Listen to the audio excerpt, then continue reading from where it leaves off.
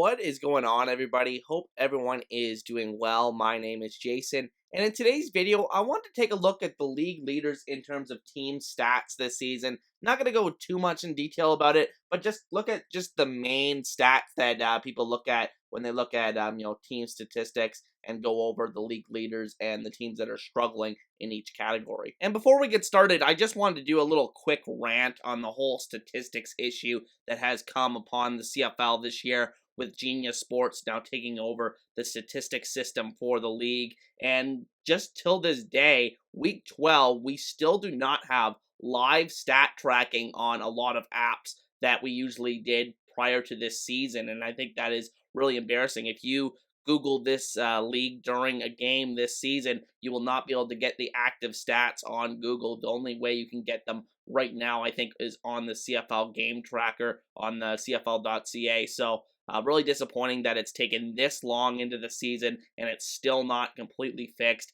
They really just need to get their act together because this looks unprofessional as a league, and hopefully when the new stat system is fully up and running, ultimately ends up being better than the one that we previously had. But I think at this point, it's very disappointing that they made the switch without having the new system ready to go, and I think that is very disappointing. So just wanted to get that out of the way, and now let's get into the video. So this video is going to be pretty simple. At the top of the board, I have the offensive statistics, and then at the bottom, I have the defensive statistics. I have basically the top three and the bottom three of every statistical category, with a couple exceptions down here where I included multiple teams more than I did for the other statistics. So let's get into it. Pass yards per game. I think this is one of the most basic stats that people use in terms of how efficiently is a team moving the ball on any given week. BC actually leads by quite a margin in terms of pass yards per game. They've averaged 287 passing yards per game behind the arm of Vernon Adams, who's had a pretty good season overall besides those couple games with a lot of turnovers. Then number 2 is Winnipeg with 268 yards per game, followed by Toronto. So you have the big three teams really of the CFL season represented in terms of pass yards per game. Now, who is at the bottom in terms of pass yards per game? We have Montreal with 223 yards per game at number 7. We have Edmonton with 219 yards per game at number 8. And then Ottawa is dead last by a country mile here, only averaging 175 passing yards per game so far this season. That needs to improve if this team wants to do anything going forward the rest of the season. Now, moving on to rush yards per game, I think it's kind of a different story for some of these teams. So, number 1, Winnipeg, 126 yards per game, behind a really strong season from Brady Oliveira, one of the best running back seasons from a Canadian running back we've seen in quite some time. And, they lead the league in rushing yards per game by a slight margin over Ottawa, who is number 2. So Ottawa very contrasting in terms of their passing and rushing. They're second in rushing, 125 rushing yards per game. Obviously, Dustin Crum has been a big part of that with his legs, the quarterback position being important aspect of that for them. But they also have some guys like Devontae Williams who's had a pretty decent season as well. So that's contributed to that number. And then number 3 is Toronto, really showing that Winnipeg and Toronto are very well-balanced offenses here. 116 yards per game on the ground. A.J. Ouellette, of course, being the catalyst for that. Chad Kelly chipping in a couple of short runs here or there. So those are the top 3 in terms of rush yards per game. Now, in terms of the bottom 3, you have Saskatchewan at number 7, 87.2 yards per game. Just not enough, especially when you consider all these backup quarterbacks they've been playing with Trevor Harris's injury. And then at number 8, we have Calgary with 86.9 yards per game. Now, this one kind of shocks me because Calgary has been the best rushing team in the CFL over the past couple of years, and so they've had a massive drop-off this year. The Kadeem Carey injury right at the beginning of the season, week 1, has really hurt them in that regard, but I still thought they would be higher up these rankings. I thought Dietrich Mills had a couple of strong games this season, so kind of disappointing to see them all the way down at number 8 in the CFL in terms of rushing so far this year.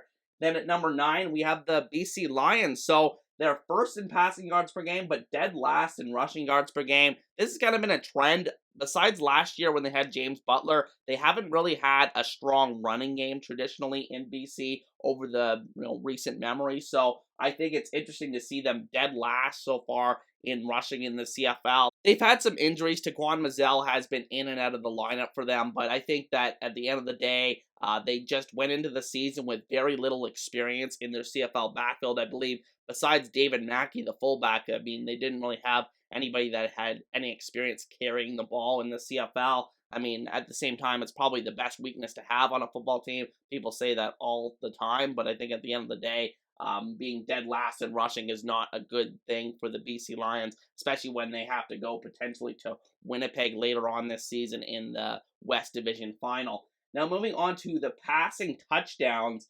Number one, we have the Winnipeg Blue Bombers with 25 passing touchdowns, 5 touchdown lead on the BC Lions, who have 20. And then at number 3, we have the Toronto Argonauts with 16. So, pretty basic story in terms of the big 3 teams in the CFL so far this year. Being at the top of the passing touchdown list. Now, in terms of the teams at the bottom, there's been some putrid passing offenses in the CFL in terms of scoring the ball this year. At number 7, we have the Montreal Alouettes with 9 passing touchdowns. The Hamilton Ticats at 8 with only 7 passing touchdowns. And then at number 9, we have the Ottawa Redblacks with only 6 passing touchdowns, 10 or 11 games into the season for them. So, just not going to cut it in the CFL. This is a passing league. We've said it time and time again. And, 6, 7, 9 touchdowns, they're not going to cut it at this point of the CFL season. Now, in terms of rushing touchdowns, may tell us a different story about some of these teams. Number 1 is the Toronto Argonauts with 14 rushing touchdowns. Chad Kelly has a lot of those, as well as AJ Ouellette, who's having an excellent season, as I said before, for the Argos. At number 2, we have the Ottawa Redblacks with 11 rushing touchdowns. So they kind of make up a bit for that being last in passing touchdowns there. And then at number 3, we have the Winnipeg Blue Bombers, who are also tied with Ottawa for second with 11 rushing touchdowns on the season. So at the end of the day, the trend continues across the board here. Winnipeg and Toronto are present in all 4 of these first 4 categories in the top 3, really showing that they're a very balanced offense so far this season. And then at the bottom, in terms of rushing touchdowns, you have Edmonton, who has 7 rushing touchdowns. I'm sure that's going to increase with Trey Ford and Kevin Brown really heating up over the past couple of weeks here. I expect that number to really rise. And then at number 8, we have the Saskatchewan Roughriders with 5 rushing touchdowns. The BC Lions, again, in terms of a rushing category, dead last here with only 4 rushing touchdowns on the season. So that's an area that, some of these teams really have to improve this season. Saskatchewan as well, finishing, in the bottom 3 here, not finishing, but currently in the bottom 3 in terms of rushing yards per game, as well as BC. So that will have to improve for those teams going forward, BC and Saskatchewan. And then finally, I wanted to take a look at points per game, just generally speaking. This is probably the most important statistic at the end of the day for any football team. Number 1, we have the Toronto Argonauts with 34 points per game. Just a really, really efficient offense this season. I mean, besides that one game against Calgary, they haven't really been held down at all so far this season. And that game against Calgary, of course, Chad Kelly missed the second half of that game. And then at number 2, we have the Winnipeg Blue Bombers with 31 points per game. I mean, just a fine-oiled machine. I think that number is even going to get even higher as we get towards the second half of the season. Kenny Lawler, remember, he missed the first 5 weeks of the season, so he is a difference-making receiver for that offense, as well as all those other pieces that they have there in Winnipeg. And then at number 3, no surprise, BC finds themselves here with 25 points per game. So, again, the top 3 teams in the CFL very well represented. It's kind of very clear in terms of who are the top 3 offenses in the CFL right now. BC, Winnipeg, and Toronto, not necessarily in that order. And then the bottom 3 in terms of points per game, Saskatchewan with 21 points per game. Makes sense given their struggles post Trevor Harris here. I mean, they did get a big win against BC a couple of weeks ago, so we'll see how they do in the Labor Day game and the Banjo Bowl against Winnipeg. But at the end of the day, they're still one of the lesser offenses in the CFL. And then at number 8, we have the Hamilton Tiger Cats with 20 points per game. I mean, I'm not really surprised by this because of how putrid the offense has been at times this year. Obviously dealt with a lot of injuries with the Bo Levi Mitchell injury.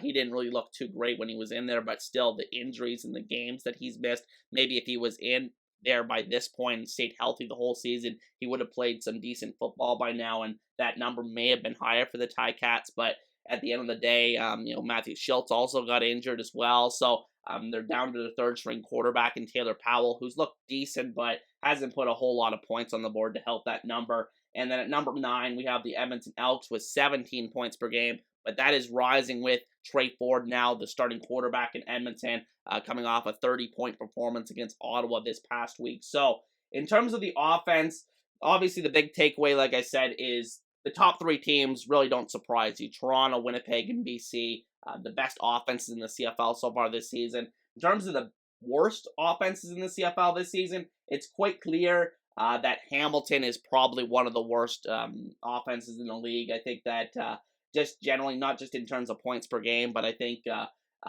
passing touchdowns, they're not really converting at a high rate.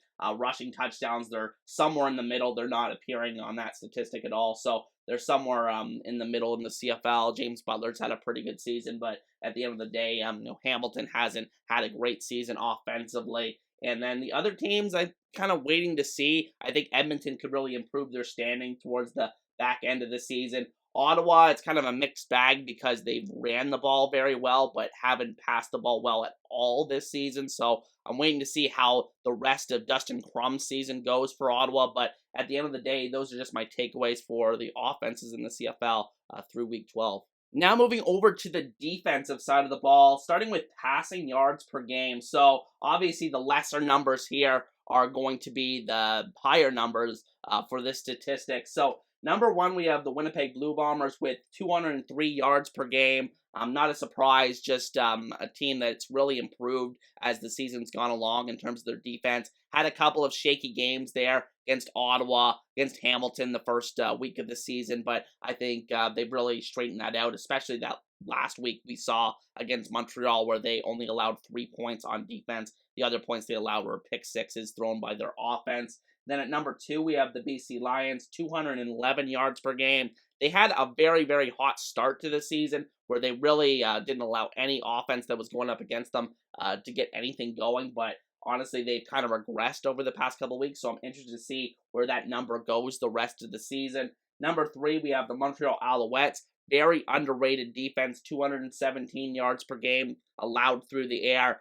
Really good secondary, in my opinion, and we'll talk about it later, but they're not ranked very highly in terms of sacks so far this season, so it's not really the pressure up front that's really helping that defense. It's really that back end of the defense that's really holding down the fort and all the other creative things they can do with that defense. And then the bottom 3 in terms of passing yards per game, number 7 does not surprise me. The Hamilton Tiger Cats, 256 yards allowed per game. I mean, they've just been torched at times. They've had some decent games like last week in BC, but I think overall the decision to go young in the secondary has kind of burned the Ticats so far this season. Number 8 is a surprise here. Toronto is actually allowing 283 yards per game through the air. I mean, if you're looking for some kind of Achilles heel for the Argos, that may be it. They really got chewed up by Calgary last week and Ottawa the week before, and we were talking about how Ottawa's offense, in terms of passing offense, has not been very productive this year. And at number 9, speaking of Ottawa, they're dead last in pass defense, 309 yards per game. This does not come as a surprise to me. I've talked about it a lot on the Monday recap shows with the Markcast that defense for Ottawa has allowed a lot of big plays this season. And I think at the end of the day, that is a recipe for not winning a lot of games in this league. I mean, giving up a lot of big plays and not creating a lot of big plays in the passing game on the other side of the ball. So at the end of the day, not too surprised by a lot of those, but Toronto is one that sticks out as a pretty poor pass defense so far this season, surprisingly. And then in terms of rushing yards allowed per game, we have Toronto with 77 yards allowed per game, and number 1. Number 2, we have Ottawa with 78 yards allowed rushing per game. So Ottawa ranks pretty good in terms of allowing, stopping the run, I should say. But overall, it doesn't matter when you're giving up that many big plays in the passing game. So Toronto and Ottawa are very close in terms of being the number one rush defense, literally just a yard difference so far this season. And then BC ranks at number 3 with 82 yards allowed per game on the ground. They've been a very good defense, like I said, for the most part this season, but it has been trending in the wrong direction. So we'll see how it goes the rest of the season. Number 7, we have the Alouettes allowing 115 yards allowed on the ground per game. All of these bottom 3 teams have allowed a lot of yards per game on the ground. I'm just looking at it right now, over 100 yards per game for all of these teams, which is a lot for the CFL. At number 8, we have the Hamilton Ticats, 119 yards allowed per game. That is uncharacteristic of the Ticats defense because over the past several years, even if their pass defense was not that great, they did not allow teams to get anything going in the run game. That has been a big difference for this team this year. And then at number 9, Edmonton is easily the worst run defense in the CFL, despite their recent upward trend with back-to-back wins. Still a big issue for them. 141 yards allowed per game on the ground. Every running back that's played against them basically the entire season has feasted on them. So that is something they'll need to improve if they want to be a true, factor down the stretch this season. And then in terms of points against per game, BC is number 1, only 20 points allowed per game. That was a lot lower a couple of weeks ago, as I was saying before. Winnipeg at number 2 with 21 points allowed per game. That could flip. Winnipeg could easily become the number 1 scoring defense in the next couple of weeks here. Number 3, Montreal with 23 points allowed per game. Again, a very solid season from them. In the bottom 3, you have Hamilton, Calgary, and Saskatchewan, all within basically 2 points a game here. Hamilton 26.1, Calgary 26.7, and Saskatchewan 27.2, being the last place team here in the CFL in terms of points against per game. I think that, in general, Calgary and Hamilton have been 2 of the worst defenses in the CFL so far this season. Saskatchewan, I think it's kind of misleading. I think they've had some good games, but overall, they, in terms of the statistics, they end up last here. And then the last 2 things I want to look at are interceptions and sacks. So interceptions, Ottawa and Montreal tied for the lead with 16 interceptions so far this season. Toronto at number 3 with 14 interceptions.